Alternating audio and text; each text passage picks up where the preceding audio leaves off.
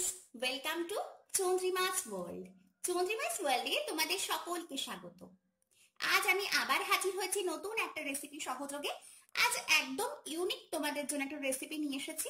তোমরা দেখতেই পাচ্ছ, আজ কিন্তু আমরা একটা কোপ্তা বানিয়েছি। এটা কিন্তু ওটস কোপ্তা। হ্যাঁ, ঠিকই শুনছো, আজ আমরা ট্রাই করব স্পাইসি ওটস কোপ্তা কারি, যেটা অনবদ্য খেতে হয়। তোমরা একবার অন্তত বাড়িতে ট্রাই করে দেখো। রেগুলারের একঘেয়ে ওটস খেতে খেতে যদি বোর হয়ে গিয়ে থাকো, তাহলে কিন্তু এই রেসিপিটা ট্রাই করতে পারো। আমার বিশ্বাস নিশ্চয়ই ভালো লাগবে। রেসিপি ভালো লাগলে লাইক করো, কমেন্ট করো, সকলের সাথে শেয়ার করো, আর অবশ্যই কিন্তু চ্যানেলটাকে মনে করে সাবস্ক্রাইব করে নিতে ভুলো না। চলো রেসিপি শুরু করি। স্পাইসি ওটস কোপ্তা কারি বানাতে আমাদের এখানে লাগবে ওটস। আমি এখানে ওটস নিয়েছি 1 কাপ, সেটা আমি একটা বোলের মধ্যে নিয়ে নিচ্ছি। এর মধ্যে এখন আমরা দিয়ে দেব পেঁয়াজ কুচি, কাঁচা লঙ্কা কুচি আর গাজর কুচি। এখানে আরো কিছু সবজি কিন্তু চাইলে দেওয়া যায়, যেমন ক্যাপসিকাম, বা তোমরা চাইলে কিন্তু এখানে ধনেপাতা ইউজ করতে পারো।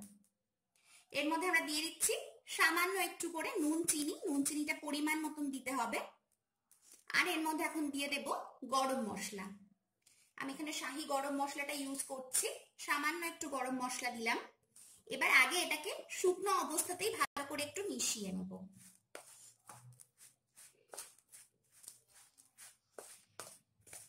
ওটস ভীষণই হেলদি, কিন্তু সবসময় একঘেয়ে ওটস খেতে কিন্তু আমাদের ভালো লাগে না। তখন কিন্তু আমরা এরকম ধরনের একটা রেসিপি ট্রাই করতে পারি, যেটা ভীষণ ইয়াম্মি হবে এবং খেতেও কিন্তু ভীষণ ভালো লাগবে। তো ভালো করে আগে শুকনো ইনগ্রেডিয়েন্টস মিশিয়ে নিয়েছি। এবার আমরা এর মধ্যে প্লেন জল দেব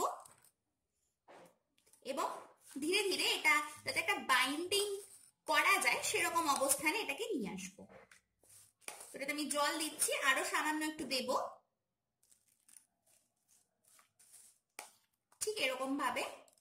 তো এটাতে আর আমি জল এখন ব্যবহার করব না। এটাকে ঠিক এই অবস্থায় আমরা 5 মিনিট ভিজিয়ে রেখে দেব। তো আমি 5 মিনিট পর ফিরে আসছি। 5 মিনিট পর আমি ফিরে এসেছি।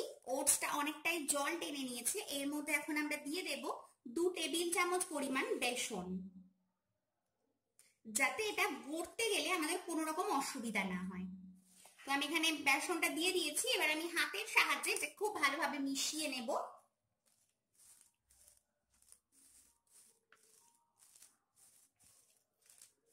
দেখো, এটা এখন কিন্তু রেডি হয়ে গেছে। এবার এগুলোকে আমাদের ভেজে নিতে হবে। তো চলো এখন আমি তেল গরম বসাই আর এইগুলোকে ভেজে নিই। একটা ফ্রাই প্যান আমি এখানে গ্যাসে বসিয়ে দিয়েছি, আর তার মধ্যে কিন্তু আমি পর্যাপ্ত পরিমাণ তেল দিয়েছি, যতটা দিয়ে আমরা কোপ্তাগুলোকে ভাজতে পারি। তো চলো তেলটাকে এখন ভালোভাবে গরম করে নিই। তেলটা মোটামুটি উষ্ণ হয়ে গেছে, খুব বেশি উষ্ণ করার প্রয়োজন নেই। এবার 2 হাতের সাহায্যে একটু চেপে গোল করে আমরা কোপ্তাগুলোকে গড়ে নিচ্ছি, আর এইভাবে প্রত্যেকটা কোপ্তাকে কিন্তু আমরা ছেড়ে দেব। প্রত্যেকটা কোপ্তাই কিন্তু আমি ভাজার জন্য ছেড়ে দিয়েছি, আর এগুলোকে খুব বেশি কালার করে ভাজার দরকার নেই। লাইট গোল্ডেন ব্রাউন কালার হলেই কিন্তু আমরা এগুলোকে উল্টে দেব আর অন্য পিঠটাও ভেজে ফেলবো। যেই কোপ্তাগুলো আমি আগে ছেড়েছিলাম সেগুলো দেখো লাইট গোল্ডেন ব্রাউন কালার হয়ে গেছে। তো এগুলোকে আমি উল্টে দিয়েছি, বা বাকিগুলো পুরোটা ভেজে নিয়ে আমি এগুলোকে তুলে নিয়ে কিন্তু ফিরে আসছি। সবকটা কোপ্তা কিন্তু এখানে আমরা তেল থেকে তুলে নিয়েছি। এখানে আমার 9টা কোপ্তা হয়েছে। আমি বলেছি যে খুব বেশি কিন্তু ভাজা যাবে না, তাই লাইট ব্রাউন করে এগুলোকে আমরা ভেজেছি। তো এবার আমরা ওই তেলটাই নিয়েছি। তেলের মধ্যে এখন আমরা ফোড়ন দেব। আমি ছোট ছোট বলে 2টো তেজপাতা এখানে ফোড়ন দিচ্ছি, আর দিচ্ছি একটু গোটা জিরে। ফোড়নের একটা সুন্দর গন্ধ বের হতে শুরু যেই করবে, তখন আমরা একটা পেস্ট দিয়ে দিচ্ছি। এখানে আমি একটা ছোট সাইজের পেঁয়াজ, ছোট সাইজের টমেটো আর 3 কোয়া মতন রসুন একসাথে বেটে নিয়েছি। তোমরা চাইলে আদাও দিতে পারো, আবার এটা কিন্তু তোমরা ভেজও বানাতে পারো। তো এখন মশলাটাকে আমরা অন্য সমস্ত কিছু রান্নার মতোই খুব ভালো করে আগে ফ্রাই করে নেব। মশলাটাকে আমরা এখানে 2 মিনিট মতন ফ্রাই করে নিয়েছি। এবার এর মধ্যে আমরা নুন চিনি অ্যাড করব নিজেদের পরিমাণ মতো। আমি প্রথমে এখানে নুন দিচ্ছি, এরপর আমরা দিয়ে দেব চিনি। ভালোভাবে মিশিয়ে দেব এবং 1 মিনিট পর্যন্ত এইভাবেই এটাকে কুক করব। এরপর আমি এর মধ্যে গুঁড়ো মশলা অ্যাড করব। এখানে আমি দিচ্ছি হলুদ গুঁড়ো, লঙ্কার গুঁড়ো আর জিরের গুঁড়ো। আমি খুব সাধারণ মশলায় রান্নাটা দেখাচ্ছি, কিন্তু অসাধারণ টেস্ট হয় এবং এমন মশলা দিয়ে দেখাচ্ছি তোমরা আজ চাইলে কিন্তু আজই রান্নাটাকে ট্রাই করে ফেলতে পারবে এবং আমাকে জানাতে পারবে যে ইউনিক রান্নাটা তোমাদের ঠিক কেমন লাগলো। ভালো করে কষিয়ে নেব। এবার তেল উঠে আসা পর্যন্ত এটাকে আমাদের সুন্দর করে কষিয়ে নিতে হবে। মশলা আমি প্রায় 5 মিনিট মতন কষিয়ে নিয়েছি। ওপর দিকে দেখো তেল বেরিয়ে এসছে। এবার আমি কোপ্তাগুলোকে ওর মধ্যে দিয়ে দিচ্ছি, দিয়ে খুব ভালো করে মশলা মাখিয়ে দেব। মশলা মাখিয়ে দিচ্ছি। শুধু এই ফ্রাইড কোপ্তাগুলোকেও কিন্তু তোমরা ট্রাই করতে পারো, এগুলো কিন্তু অসাধারণ টেস্ট হয়। শুধু একটু আর একটু বেশি ফ্রাই করতে হবে। সেক্ষেত্রে এটা আমরা যেহেতু গ্রেভিতে ফেলবো তার জন্য খুব বেশি কিন্তু এটাকে আমরা ফ্রাই করে নিইনি। যদি তোমরা শুধুমাত্র পাকোড়া খেতে চাও তাহলে কিন্তু আর একটু বেশি ফ্রাই করে নিলেই কিন্তু চায়ের সাথে কিন্তু একদম সম্পূর্ণ জমে যাবে। তো সেই রেসিপিটাও কিন্তু এখান থেকেই তোমরা ট্রাই করতে পারো। তো মিশিয়ে দিয়েছি। এবার আমরা এর মধ্যে একটু জল দেব।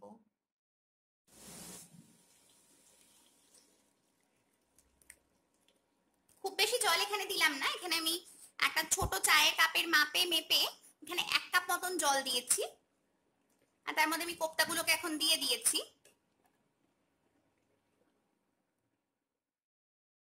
গ্রেভি যখনই ফুটে উঠতে শুরু করবে তখন আমরা এটাকে চাপা দিয়ে দেব 5 থেকে 7 মিনিটের জন্য এবং মিডিয়াম ফ্লেমে কুক করব।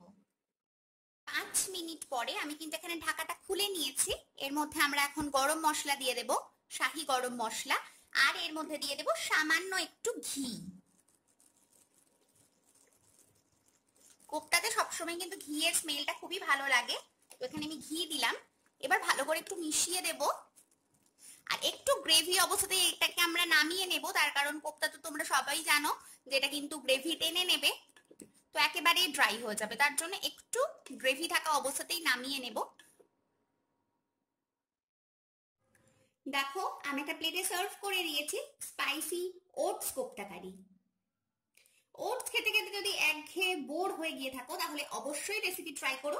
2-1 দিন এরকম খেলে কিন্তু কোনো ক্ষতি হয় না, বরঞ্চ মুখে একটা অন্যরকম টেস্ট পাবে। তো আমিও যখন ওটস খেতে খেতে বোর হয়ে যাই তখন কিন্তু এরকম বিভিন্ন একটু নতুনত্ব কিছু ট্রাই করার চেষ্টা করি। সেরকমই একটা রেসিপি তোমাদের কাছে নিয়ে এসেছি। আমাকে বিশ্বাস করে যদি বানিয়ে থাকো তাহলে বলবো এটা কিন্তু অসাধারণ খেতে হয়। প্লিজ একবার ট্রাই করো।